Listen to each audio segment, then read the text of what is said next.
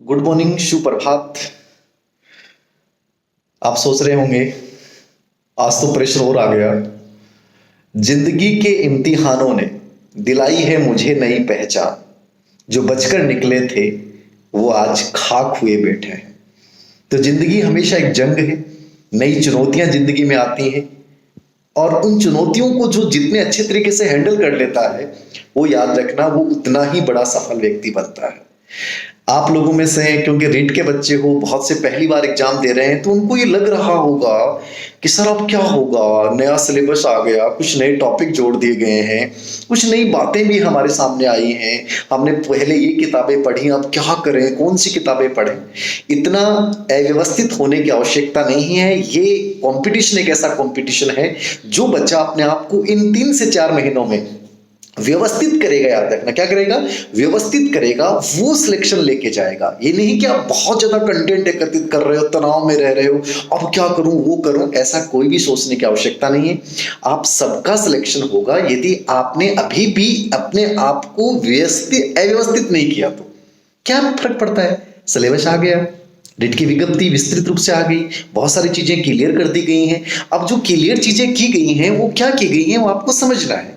मैं आज कॉलेज का टाइमिंग हो रहा था, मैंने अभी देखा था, मैं डिटेल्ड में कंप्लीटली समझ नहीं पाया, लेकिन जो मोटी मोटी बातें मैंने समझी। इतना तनाव लेने की आवश्यकता नहीं है, मस्त रहिए। ये उत्साह है कि जब मैं आज से फॉर्म शुरू हो गए, कितनी बड़ी बात है। आपको तो पॉजिटिवली लेना चाहिए कि फॉर्म शुरू हो गया, नीट का विज्ञापन आ चुका है।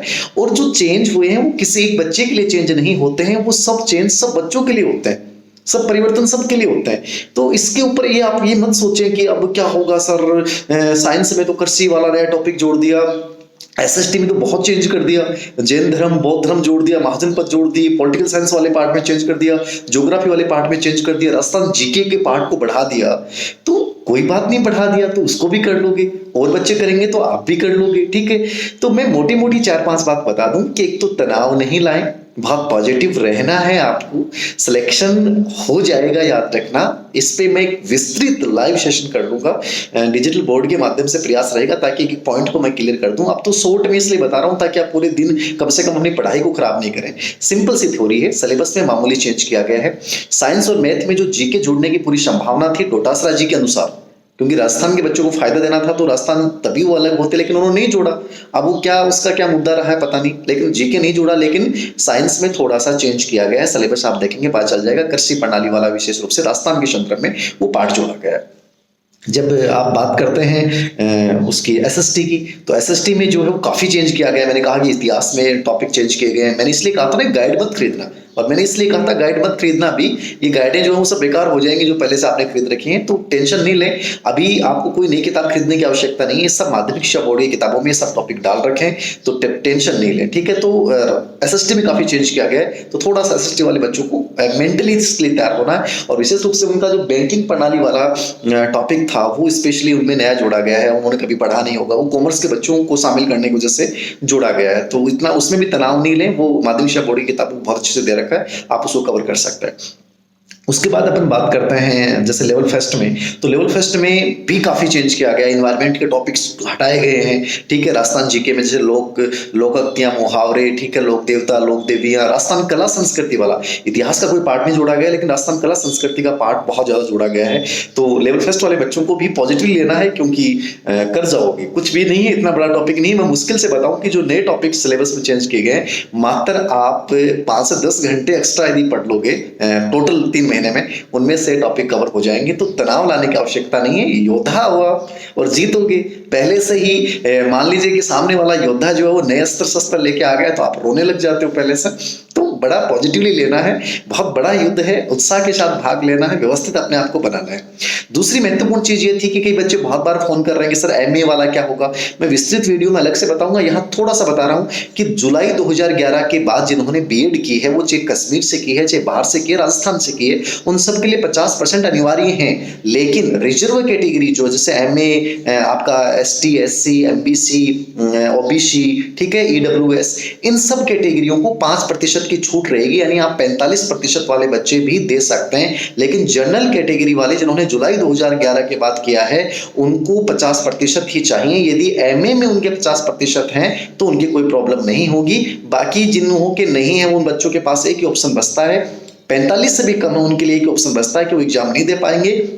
एग्जाम दे लेंगे तो वो अंतिम पात्रता में शामिल नहीं हो पाएंगे। याद रखना, बीएड फर्स्ट ईयर या बीएड सेकंड ईयर वाले बच्चे जो अपीयर हो रहे हैं उन सबको एग्जाम देने की अनुमति है, वो एग्जाम दे सकते हैं, लेकिन रिजल्ट आने तक उनके पास डॉक्यूमेंट्स होने चाहिए।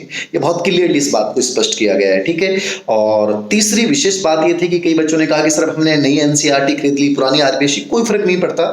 नई एनसीईआरटी पढ़ ली तो भी आपको फायदा है, क्योंकि टॉपिक यदि आपने उससे जुड़ा हुआ पढ़ा है तो आपको बहुत फायदा होगा। याद रखना, प्लस विज्ञप्ति में चीज लिखी है कि 2019-20 के नहीं जो पुरानी किताबें थी उनके बेस के ऊपर जो है वो पाठ्य वस्तु आधारित रहेगी।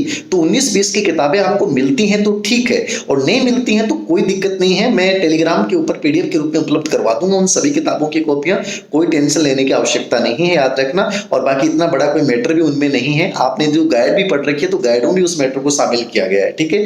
तनाव नहीं ले। याद रखना, चाहे नवीन एनसीईआरटी पढ़ी हो, चाहे पुरानी पढ़ी हो तो भी बढ़िया है, नवीन पढ़ी है तो भी कोई नुकसान नहीं है, उससे फायदा ही होगा। याद रखना, तो तनाव नहीं ले। याद रखना, अभी भी आप उनको पढ़ लेंगे, बहुत इजी पार्ट है वो। टॉपिक जैसे वही चीज है, जैन धर्म पढ़ना है तो कुछ आप कहीं से भी पढ़ो, जैन धर्म के बारे में पूरा पढ़ लिया आपने तो टेंशन लेने की आवश्यकता है।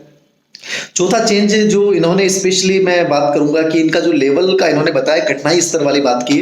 कठिनाई स्तर को मैं लाइव में अच्छे से स्पष्ट करूंगा। कठिनाई स्तर के नाम से भी डरे नहीं। कठिनाई जो लेवल फर्स्ट के बच्चे हैं वो मतलब 10th तक का कठिनाई लेवल हो सकता है। मतलब कठिनाई लेवल का मतलब होता है जो पाठ योजना बनाते थे तो ज्ञान उपयोग, ज्ञान बोध, उससे संदर्भ है यहाँ से, ठीक है ना। वहां के लेवल के प्रश्न पूछे जा सकते हैं, पाठ्य वस्तु वही रहेंगी, ठीक है। और लेवल सेकंड में मैंने पहले भी कहा कि 12वीं तक का कठिनाई लेवल रहेगा। तो 12वीं तक की किताबें पढ़े या नहीं पढ़े कोई फर्क नहीं पड़ेगा, देख लेंगे तो फायदा रहेगा, क्योंकि आपको फायदा मिलता है, इन चीजों से नुकसान नहीं होता। कोई गाइड उसके अकॉर्डिंग लिखी गई कि नहीं लिखी गई है महत्वपूर्ण नहीं है, लेकिन वहां से आपको काफी फायदा मिल सकता है। और एक चीज और मैं देख रहा था इसमें महत्वपूर्ण चीज से, और तो क्या था, यही महत्वपूर्ण चेंज है गाइड को लेकर। फॉर्म शुरू हो गए हैं, तनाव लेने की आवश्यकता नहीं है फॉर्मों को लेकर कि, तो फॉर्म को लेकर सीधी सी सिंपल सी बात बता दूं कि आज से शुरू है तो आराम से रिलैक्स मोड में पढ़ाई करें। जब भी टाइम मिले ई-मित्र पे जाएं, आराम से बैठ के भराएं रिलैक्स मोड में। पहले उसका एक ऑफलाइन प्रिंट ले लें और उसमें पहले 6 चीजें नोट कर लें, उनको भर दें और फिर आराम से फॉर्म को सबमिट करें। 100% बहुत अच्छा होगा, ठीक है ना। ये नहीं सोचें कि अब क्या होगा सर, अब तो प्रेशर आ रहा है सर, टेंशन हो रही है। साइकोलॉजी को लेकर भी बहुत महत्वपूर्ण एक बात करूंगा, मनोविज्ञान को लेकर भी बहुत महत्वपूर्ण बात करूंगा। थोड़ा सा संस्कृत हिंदी को भी राजस्थान के संदर्भ में मामूली सा एक टॉपिक नया जोड़ा गया राजस्थान के संदर्भ में संस्कृत हिंदी में। बाकी तो कुछ चेंज नहीं है। एमए वाला मैंने बता दिया। बुक्स का आधार 2019-20 की जो पुरानी ओल्ड आरबीएससी बुक है नई ले आए हैं तो भी कोई फायदा नुकसान नहीं है, उनको भी पढ़ते रहिए टॉपिक सिलेबस के अकॉर्डिंग, ठीक है। गाइड को लेकर गाइड से बचने की कोशिश करें, सब्जेक्ट की गाइड के लिए वही बुक्स ज्यादा पढ़ें, प्रीफर करें उनको। और फिर भी नई कोई गाइड आती है तो ले लेना, फिलहाल कोई लेना मत, ज्यादा पैसा मत खर्च करना मार्केट में, कोई अनावश्यक रूप से कोई जरूरत नहीं। साइकोलॉजी को लेकर भी बहुत महत्वपूर्ण मैं चर्चा आप लोगों के साथ कर लूंगा, क्या उसमें नया पैटर्न, क्या वैसे सिलेबस में चेंज नहीं है, फिर नई चीज क्या हो सकती है, कहाँ अपन सावधानी रखें, वो कंप्लीट चर्चा मैं आप लोगों के साथ करूंगा। एक ही बात कहूंगा, एक लाइव सेशन शाम को इवनिंग में पॉसिबल हुआ तो आज कर दूंगा, पूरा विश्लेषण विज्ञप्ति का पाठ्यक्रम का एक एक चीज कर दूंगा या कल कर दूंगा। तनाव नहीं लेना दोस्तों, एक दिन बहुत महत्वपूर्ण होता है, कहीं पूरे दिन तनाव में गुजार दो, कोई ज्यादा चेंज नहीं है। जो नई चीजें जोड़ी गई हैं वो मात्र आप 10 से 15 घंटे में कवर कर सकते हैं, और बाकी मैं साथ हूं आपके, कर लेंगे, हम मिलके कर लेंगे, कदम से कदम मिला के भी चलेंगे तो सफलता श्योर मिलेगी। याद रखना, आप कभी भी अकेले नहीं हो, मैं आपके हर कदम में साथ हूं, जितना मेरे से हो पाएगा मैं उतना करूंगा। तो पॉजिटिवली लें, एग्जाम उत्साह के साथ तैयार हो जाएं, ठीक है। आज से फॉर्म सबमिट हो रहे हैं, अपने ईश्वर में जो भी आप मानते हैं उनमें आस्था रखें, पॉजिटिव रहें, ठीक है। बहुत अच्छा होने वाला है आपके साथ। कहीं भी ये जंजाल में नहीं आ जाए, यूट्यूब पे ये हो रहा वो कोई वो बता रहा है, भ्रांति से बचें, याद रखना, ठीक है ना। भ्रांति से बचें, फालतू की चीजों से बचें, अनावश्यक से बचें, सब अच्छा होगा, बेहतर होगा।